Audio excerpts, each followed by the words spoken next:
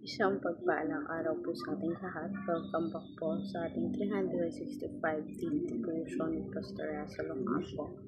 So, ang topic natin for today is David's Secret to True Success.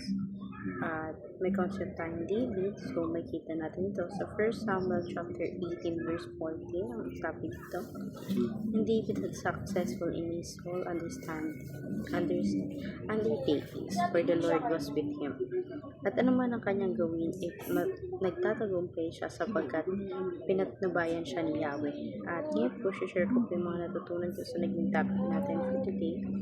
Magsimula tayo sa ating teaching. First teaching, God's presence makes us victorious. So, sa presensya ng ating Panginoon sa Kristo, sa pakikipagsama niya sa atin sa battle na nilalabanan natin, is nagiging dahilan yun upang tayo magwagi sa laban na kinalalagyan natin.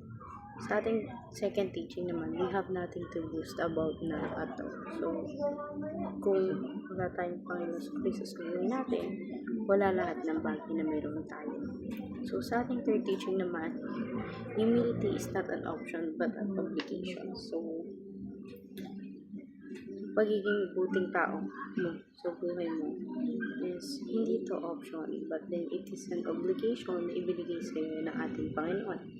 So, dadako tayo sa ating application. First application, kill pride daily through the humility of Christ. So, patayin natin yung pride na mayroon tayo palagi upang sa ganun, bigyan tayo ng humility ng ating Panginoon. So, sa ating second application naman, attribute at anchor success to God. So, lahat ng success natin is dapat lahat ng success natin is ibinibigay natin to sa ating Panginoon at hindi sa sarili natin. So, sa ating third application naman, seek God's presence and obey God.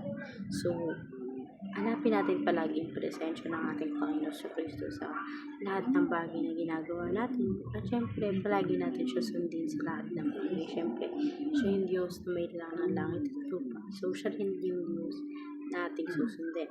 So, dadako tayo sa ating last part, which is in discussion.